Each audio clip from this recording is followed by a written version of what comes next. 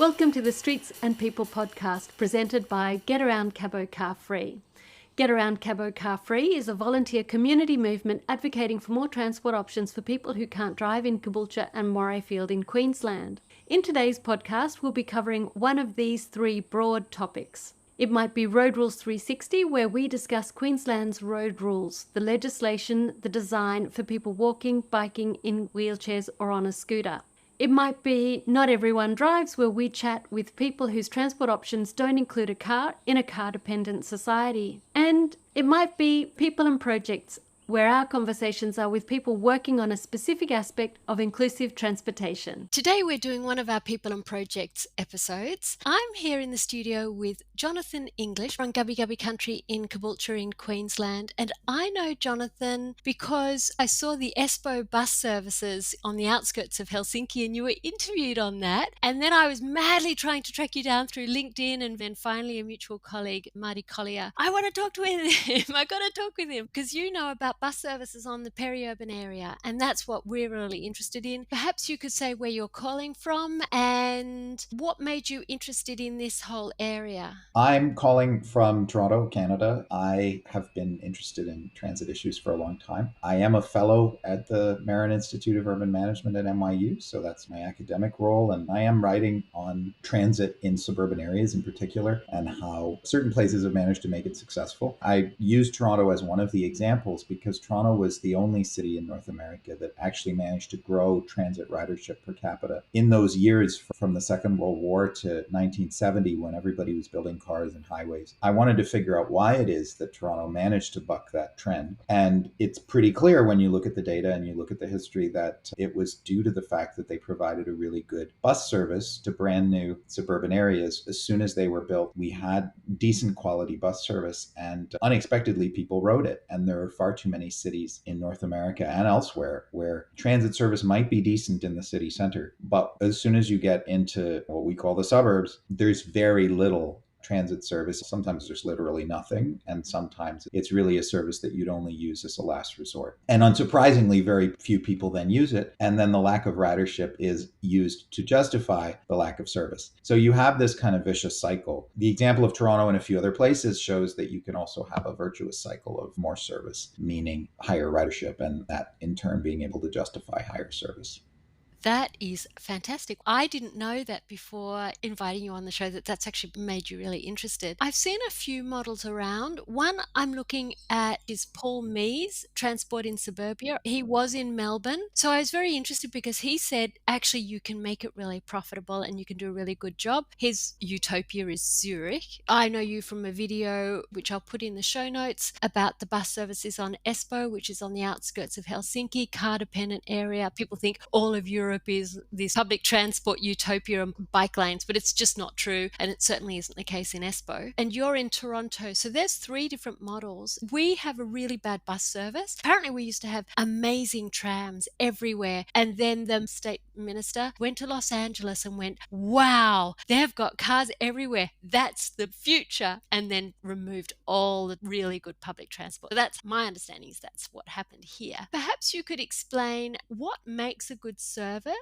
which models work well, and why they work well. Before getting into that, I have an interesting story about Los Angeles, which is that we created a metropolitan government in Toronto in 1953. The first head of that started his career as a highway builder, and in fact, there is a highway in the city named after him that he led the construction of. But very quickly, and it's really quite striking looking through the documents, his attitudes changed. I really quite respected him for that he looked out the window and saw the reality that highways were getting more and more crowded. This is in 1956, which is the year in the US the Interstate Highway Act was passed. So this is pretty early. And he was already making all these jokes about Los Angeles, like a person in Los Angeles has to have a trailer because they need a place to sleep while they're looking for a parking space. His speeches already in the mid-1950s were saying things like, Los Angeles is not this utopian model. Los Angeles shows the limitations of an exclusively auto-oriented transportation system, which is just the geometry of it, that you can't fit a sufficient number of cars for a really large city on highways because they physically won't be able to fit. The highway would have to be so wide there'd be no remaining city. And parking, of course, is also a limitation on that. It's really quite striking that a person who really was sort of a politician, businessman type, not especially progressive, although he was progressive by some standards, he was able to see that and notice it. He individually played a big role in why Toronto took a bit of a different path. If you go to Los Angeles for a few days, it seems amazing that everyone can drive everywhere, but pretty quickly you figure out, even back then, that everyone's stuck in traffic and it's stressful. Will people drive? Of course, but even in cities with near perfect transit systems, people do drive because for some trips it's easier, etc. But unless you have a transit system that can move 1 million people a day on a single line, you're not going to be able to adequately move people in a large multi-million person urban area. To get back to your question on models, I really am of the belief that when you talk about Espoo, when you talk about Zurich, when you talk about Toronto and other cities that have successful transit systems, there is one thing in common, and that is that they think about transit as a single unified network. Everybody has to get from point A to point B. That's the whole point of a transportation system. What that means is you need a way to get from your home, your house or your apartment to wherever it is you're trying to go, workplace, friend's house, shopping, hospital. But that journey then has to be broken down in a number of ways when you're talking about a transit system. When you're talking about the car, you have to get from your house into the car, and then you have to drive along your local street, and you have to then get on a more major street, maybe get on a freeway and get off and then get to your destination that way. We can build the most impressive freeways in the world, but if there's no road to take you to your house, the freeway is completely useless. Transit is exactly the same in that sense. But sometimes we don't think about that. We build very impressive big infrastructure, rail infrastructure, but we don't think about how people are going to get to that rail infrastructure. Sometimes we say things like they'll drive to the rail infrastructure. A subway can move 30,000 plus people an hour. Ridership at stations in suburban Toronto, for example, it's pretty typical that you'd have 15, 20,000 riders a day at just one subway station. If you had 10,000 parking spaces at a subway station, that would be the biggest parking garage in the world. Disney World or whatever, 10,000 cars. And that's every station. You can have some park and ride, but that's never going to be a viable option to actually fill a high capacity rail line or transit route. So you need some other way of people getting there. And some people say, well, let's build transit oriented development. And again, transit oriented development is a great thing. That's nice for the people that manage to live right above the station, but that does nothing for the people that don't live next to the station, which you also want to serve. I think what it comes down to is you need a good local bus service that covers everybody. And then you can layer on top of that a high capacity, higher speed network, whether that's rail, whether that's busways, there's lots of options that can cover those longer distance journeys, especially in places like the US, Australia, Canada, where urban areas tend to be quite large. When your urban area is 50 kilometers wide plus, a local bus is going to be pretty unbearable to do that whole journey. So you do need that higher speed, higher capacity layer on top. But what you can't forget is the local bus service. When you say, okay, now you have a multimodal transit system, you have to make it as easy as possible for people to transfer between those two. So you can't charge them extra for a transfer. The transfer is an inconvenience. You shouldn't pay more for it. You also want to make sure that the buses, they come right into the station or however you want to design it so that it's easy to make that connection. It's nicer to wait inside or at a station where there's good information rather than just on the street. And the third thing that you want is for all the information, public information, timetables to make sense. The big one, the fourth one, is that on both sides, they have to be frequent enough that when you're connecting, you're not going to get stuck if you happen to miss one. If you're riding a single bus from your house to the destination, it doesn't matter that much if it's not that frequent because you just look at the timetable and you show up at the stop when the bus comes. But if you're transferring, they both have to be either very reliable, which is not always possible, or they have to run often enough that if you happen to miss your transfer because the bus is running late or whatever, gets stuck in traffic, that the next one will come along in maybe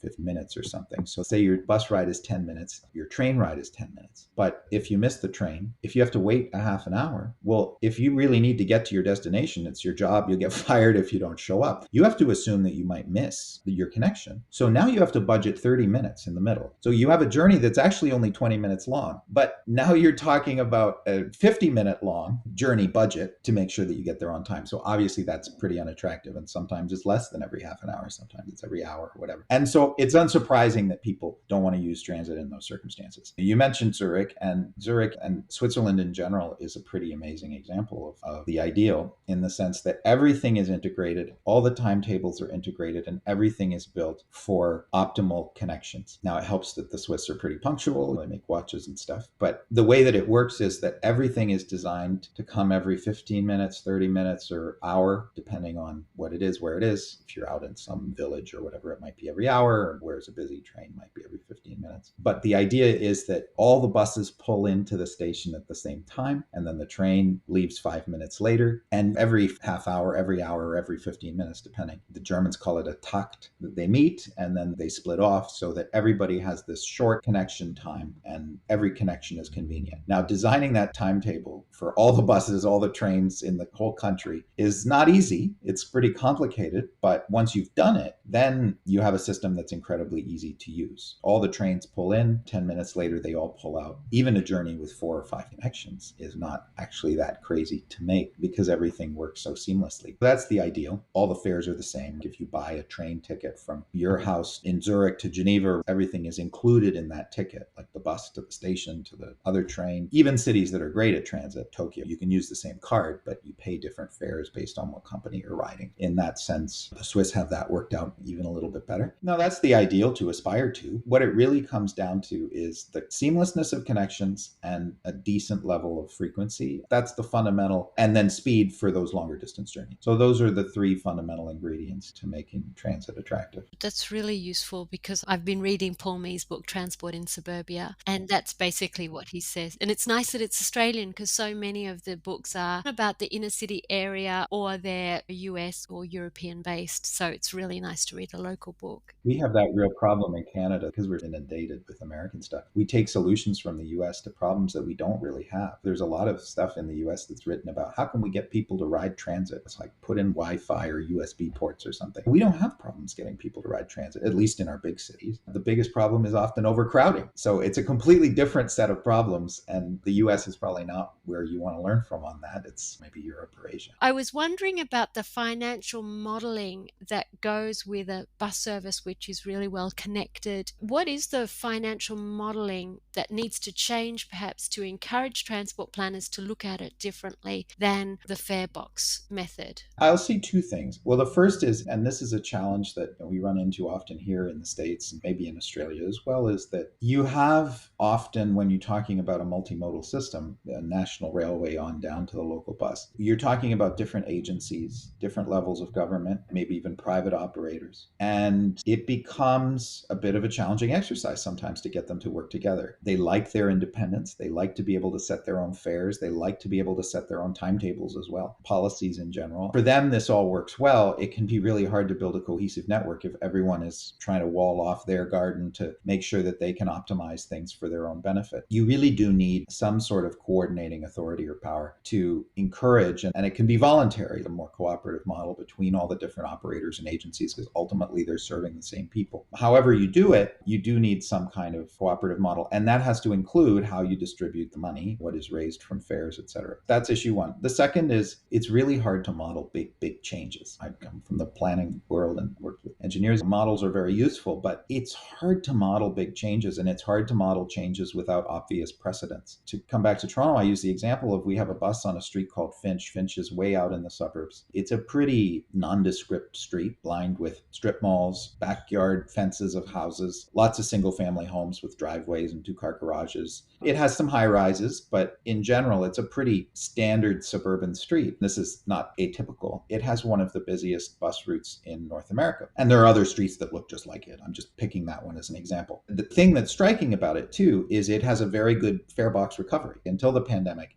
Toronto has long had the highest fare box recovery, the most covered by the fare box, I guess you could say, of any system in North America. And it also has the most frequent service in North America, which to, I think, a lot of people would be counterintuitive. You're running a lot of service, therefore it's going to cost more. But in reality, at least on a percentage basis, is actually far less subsidized because a busy bus has more revenue. And a bus is only going to get busy if it's attractive to riders. It's the same thing, right? The most profitable stores are often the really big ones that are really nice and fancy or whatever, because those are the ones that get the most clients. You can have a cheap store, but if it's empty, it's not going to make any money. When you talk about service improvements, especially initial ones, you have to think about it in terms of an investment in the future, and one that will generate a return, both a social return in terms of better transportation, better access for citizens, but even also a financial return in the sense that as you get more people to use transit, you'll have to subsidize it less because the cost of operating a bus is pretty much the same whether it's full or empty. What you want to do is fill that bus. So you look at airlines, right? They're ruthless private companies. What are the most successful airlines in the world, generally speaking? It's the ones like Ryanair, the super low cost airlines. And why are they so successful? Because they fill every seat. It doesn't matter if they're going to charge £2 or whatever for the flight, they'll get £2 more than they would have gotten otherwise. And maybe you spend a bit extra on bags and overpriced snacks. For transit, it really makes sense, even from a financial perspective, to do what you can to maximize ridership. I think it's this false argument that if you're an agency head, you say, well, okay, if I run an extra bus, that's going to cost an extra X. Often we forget that the revenue side might also change. And the really bad thing is that you sometimes get the opposite. You get agency heads that are trying to reduce expenditure and they say, well, look, we have 50 riders an hour. A bus can fit 50 people. We're running 2 buses an hour. Well, we can cut that down to 1 an hour and the bus is full and we can still fit the 50 people. We've saved 50% of our costs. Isn't that wonderful? Well, you're not going to have 50 people if the bus runs once an hour. You might only have 25 or maybe 10. So now guess what? Your revenue has collapsed more than the savings from the service cut. That's something that can be hard to model. It's not easy to model ridership changes based on service changes. You can do it, but you can do it when you have good precedents, good examples of, okay, we added X service on this street and this result occurred. Therefore, it's reasonable to assume that if we do the same thing on this neighboring street, something similar will occur. The problem is if you have an added service anywhere, you have no precedent. So you have no idea if ridership is going to change. We have a suburb here in Toronto, a large suburb. It's about 750,000 people. Very suburban, single family home, 8-lane roads, like super suburban. But they, for various reasons, decided to really boost transit service. The agency had a woman named Sue Connor, who'd been around for a long time. She's not much of a self-promoter, but she's really inspiring figure to me. She once told me the story. It was basically the mayor came to her and said, all these other cities are getting funding for a big LRT project. Can you come up with a big infrastructure project plan? And she said, well, yeah, but I think what we really need to do is improve our basic service first, which will build ridership. After that, once we've built ridership and also once we know what routes are busy, we'll have a much better idea of where it makes sense to build light rail or BRT. And so that's what they did. And again, this is hardcore suburbia. The ridership went up by 250%. The buses go by and they are packed. The biggest problem they have now actually is they can't hire enough operators to operate the service that they've budgeted to run. So the buses are full because they can't hire enough people to drive the buses. Of all the problems to have, that's not the worst one. There are lots of examples like this, even places like Phoenix in the US, which if you ask an American, what is the worst place in America for transit? Phoenix would be near the top of the list. What Phoenix has done is added, we're talking going from a really low base here, like the buses used to stop at 6 p.m. and not run on weekends and, stuff like that. It was really extreme. So now, okay, the bus runs until 11 and runs on the weekend. Not a huge change, but they saw huge increases. Surprise, surprise. They saw huge increases in ridership, even in Phoenix, a kind of ultimate sprawly suburban kind of environment. They saw big increases in ridership because people looked at it and said, hey, I can now use the bus at least reasonably viably. When the bus stops, and a lot of buses in the US do, they stop at 6, 7, 8 p.m. You can't even work a job at the mall and get home after work. And they wonder why nobody rides transit. You get all these cultural arguments. Americans won't ride transit, or it's because our built form is too sprawling, or it's because, blah, blah, blah, blah, blah. No, people aren't riding transit because it's literally not running. We have these giant big picture problems that are impossible to solve in our minds. But really, the solution is incredibly simple. Just run the bus more often. You're not going to have as many riders as Tokyo in a place like Phoenix. You're not. But there's a long way on the spectrum between Phoenix and Tokyo, and you can get from here to here pretty easily. To get over here, yeah, sure, that'll take a bit of work, but this is a big improvement, every possible metric. Toronto, you know the best. In the outer suburbs, you talked about Finch, very suburban area, and Sue Connor, who changed the transit model over there. You said it increased massively. What is the percentage of trips that are done by bus now compared to cars? Okay, don't quote me on these figures. I can give you decent ballpark figures. The census collects data on trips to work. It's not perfect. We also have something that does a separate survey, which is a little bit more detailed. I'll keep it simple. Where Toronto is special is not in the city core. In the city core, about a third of trips are made by transit. That's the historic city that existed before the Second World War, which is not actually that big because Toronto was not that big a city before the Second World War. Now, at 30%, maybe a little more than that, then you have cycling and pedestrian on top of that as active modes. So driving is probably also around 30%. That's in the city core. That's not really that atypical for a North American city. If you look at central San Francisco, Boston, cities like that, you'll probably have a similar figure. Where Toronto stands out massively is in the post-war suburbia. So in the post-war suburbia, within what was metropolitan Toronto, so the area served by the really frequent transit service, the mode share is in the 20s. So it's really not that much lower than the core. Now, auto is higher because pedestrian and cycling are lower. There's that issue. There's probably still room for increase a bit on the cycling side with better cycling infrastructure, et cetera. But again, the built form is really pretty auto oriented. But having a mode split in the 20 to 30% range for post-war suburbia, I mean, there's no place in North America that gets out of the single digits in post-war suburbia. So we're talking a huge, in some cases, 5x difference in use within that part of post-war suburbia. Toronto does have a subway, and the subway is well used, but in suburbia, the large majority of riders of that subway get there by bus. So the subway would only be as busy as it is, and the subway network is not especially extensive. It's really two lines, one shaped like a U and then one crossing it. So it's not an extensive subway network. It's busy because it can pull people from the whole city because it's embedded within this network of frequent buses. You compare that to New York, for example. In New York, you think of as a pretty good transit city. And indeed, transit is very well used when you're within walking distance of the subway. And what that means is that some subway lines are incredibly busy and other subway lines really aren't very busy at all because there isn't that much built around them. Most people in New York ride transit, ride the subway. There are bus riders as well, although that's actually declining. But if they don't happen to live next to the subway, and New York is lucky that they built an enormous network in the 1900s to 1940s and have built virtually nothing since. But they're lucky that within the city of New York, they have really extensive subway coverage. They've built next to nothing outside the city of New York. City of New York's 8 million people, but Metro New York, depending on how you define it, is over 20 million people. And in those areas, you might as well be in Phoenix, like the transit ridership, other than commuter rail, is very low. I once talked to somebody who said Long Island, which is a big suburb of New York, has the perfect transit system with the Long Island Railroad. You don't ever have to drive a car other than to get to the train station. That's a big exception. That is the problem on Long Island, is that in Long Island, you really can't use transit other than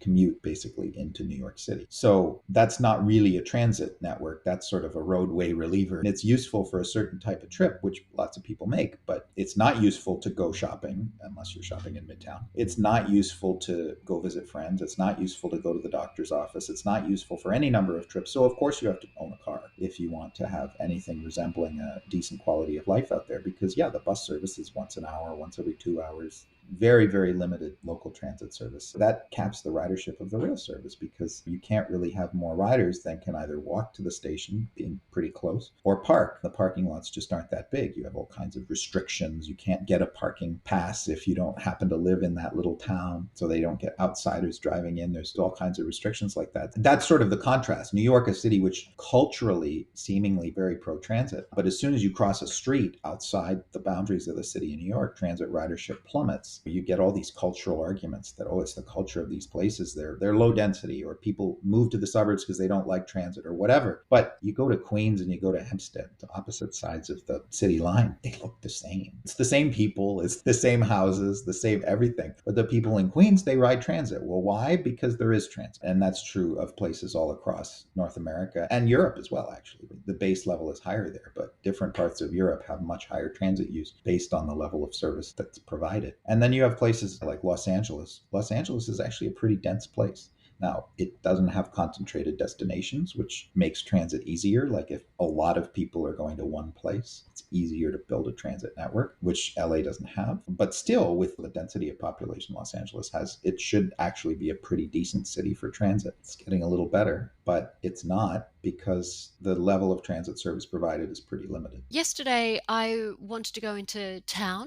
We have such a bad bus service. We're like Phoenix. They come infrequently between a short period of the day, not during the morning peak not during the afternoon, because the buses are hired out to the school kids, because that's where the revenue is. So then we don't have any services at times when people actually need it. So I have a scooter as a result of this. Scooters and bikes are not allowed on buses. They don't have the racks. Do you have scooter and bike racks on your buses? They have bike racks on the front, and they can take 2 bikes. Some maybe can take a bit more than that. It's not perfect. All the buses do have bike racks on the front. An interesting thing actually is we have a commuter railway here. We have a city which happens to be a suburb, home to a lot of the people who do Uber Eats, DoorDash deliveries. There's a big demand for that in the downtown core, and they're often done on bikes, e-bikes and bikes. And so people were commuting from the suburb, which is a lower cost suburb, to downtown to do these deliveries, and they were taking the commuter train. And the problem was the commuter train was only allowing 2 bikes per car. So it was ridiculously overcrowded. We're talking hundreds of bikes per train, and there were conflicts. So the agency actually took cars that they had created for summer specials out to tourist areas. They built special bike cars. They're double-decker cars. The bottom level is entirely built out for bikes. And originally they were used for these tourist-oriented trains, so people could go out into the countryside to do bike trips. And now they're using them on this commuter route to accommodate these delivery bikes. And it actually works pretty well. Sometimes you have to meet the people where they are, and maybe it's a little unconventional that you have hundreds of delivery bikes. But rather than saying this is causing a problem and banning, it's smart to just try and figure out a solution that actually works for them so that they can use the transit system too. Have you ever had any fires on any of the bikes and scooters? No, I remember that was an issue that was raised here too. I have not heard of a case of them lighting on fire. If our listener is in the transport office, we have a brand new state government. They're conservative. If somebody's in the transport team at, say, the state government, what would you like to tell them that they can take away with them? We have a conservative government here too. They're spending a lot of money on transit, which is different from conservative governments we've had in the past. Why? Because their constituents use it. They have very strong base of support in the suburban areas, but in a lot of these areas, people ride transit. They're not going to slash funding for transit because their constituents, the people that vote for them for many other issues,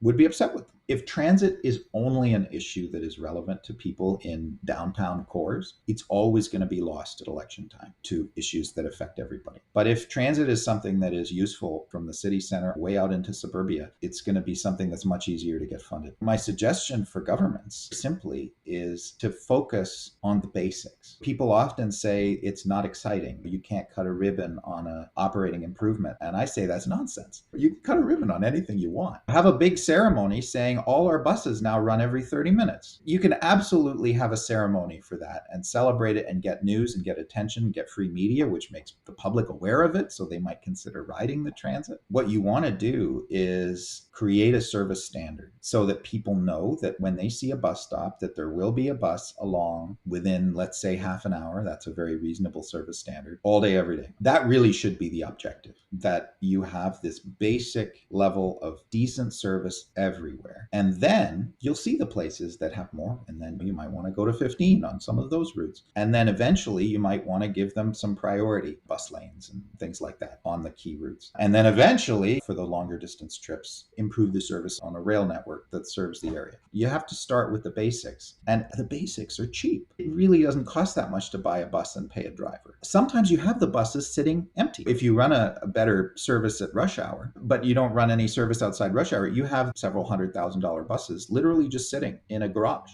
for most of the week, which is a waste of money. Get those buses out on the road, the buses you may already have. The best route to increase ridership when you have very limited service. And from there, there's a whole world of stuff you can do once you've built that ridership base. If somebody's a community member and going, gee, I would love to have a good bus service because it drives me nuts, what is something a community member could do? I think it's about pointing to places that are suburban where transit has been successful. Brampton, the suburb here in Toronto, that had this big ridership gains, even Phoenix, places like that. There are places, I think, in Australia too, that I'm familiar with that have improved local transit service and has driven ridership. Point to those examples and advocate for more bus service. The problem is advocates often push for big capital projects, a $5 billion rail project. That's a big ask. But if you go to the government and say, can you give us $5 million a year for getting our bus service up to every 30 minutes and establishing that standard, and then also maintaining that standard. Once you've set a standard, you maintain it. If revenue goes down for a year, it's not like you close a lane of the road when the gas tax drops. You have to spend what is needed to maintain that standard of service. And that's a lot easier to push for. And I think it'll come across as more realistic. And it's still something that'll be exciting to people. And you can make it exciting. You can make it a news story.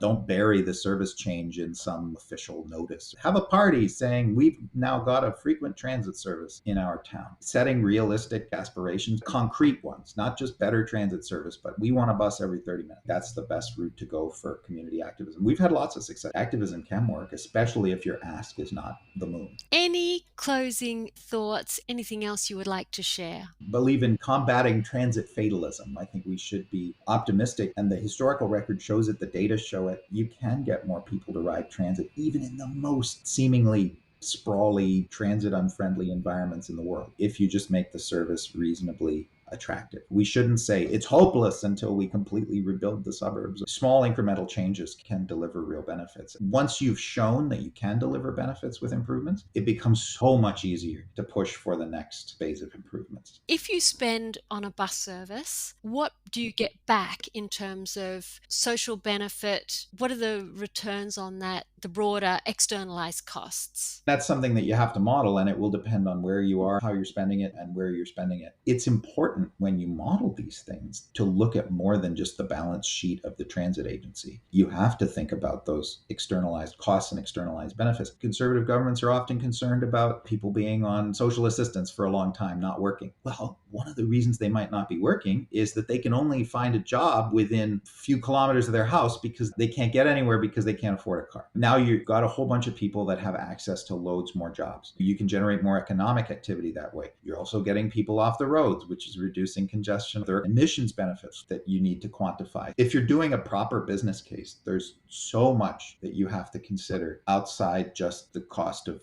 operating one more bus versus the revenue you're going to get in the fare box. I'm so hungry for just knowing more about bus services, because for me as a community member, it's actually really hard because most of it seems to be you can't have a bus service until you have density. And that seems to be the only conversation. That's why I was so relieved to find out about Transporting Suburbia by Paul Mees, that book, because he's going, no, it's not true, which is what I suspected. It just didn't make sense because I've lived in different countries around the world, and I know that in sprawling areas, in suburban areas, you have bus services that work. It's just that for some reason here we've taken this weird modeling, which I don't understand. It was designed by people who hate everything except a car, even though they're so miserable in their car with congestion and personal expense. The Finch Avenue example, somebody actually made a map showing, based on the density standards that are commonly accepted in the US and I guess in Canada as well, how much service a street like Finch Avenue should receive. Most of Finch Avenue did not have the population density to support any transit at all. Most of the rest, not more than a bus every 60 minutes. Now that bus is scheduled to run better than every 60 seconds at rush hour, and it carries over 50,000 riders a day. That's more than a whole bunch of transit systems. And of course, if anyone had followed that standard and not provided a bus or run the bus once an hour, would there be 55,000 people a day riding that bus? Of course not. There'd be 50 people riding that bus a day. And then, of course, that would be used to justify not running a bus more often. This is the problem. These standards have the aura of scientific fact. Really, they're just people taking numbers based on examples of experiences in specific places and specific circumstances and assuming that that's the reality everywhere and always. But they're not. If you change certain variables, you can massively change the outcome. It's absolutely right. That's the problem with these models. In psychology, they say there's a difference between correlation and causation. And that sounds like the conflation that's happening there. Thank you so much. Such a great conversation. I learned tons. So thank you very much for coming on the show. My pleasure. Well, thank you and good luck. Thank you. Great to meet you. Thanks for enjoying Streets and People, presented by Get Around Cabo Car Free. We publish our podcast regularly at the usual places and on our website, where you can find out more about us. getaroundcabocarfree.com.au. That's www.getaround, get around, that's pretty straightforward. Cabo, C-A-B-O, that's short for Caboolture. Car Free, C-A-R-F-R-E-E. There's no hyphen in that. www.suburbs.com.au. Our theme music is The Thief on AM Sound, which is just like our cars on our streets, always stealing the space. So let's stop that thief.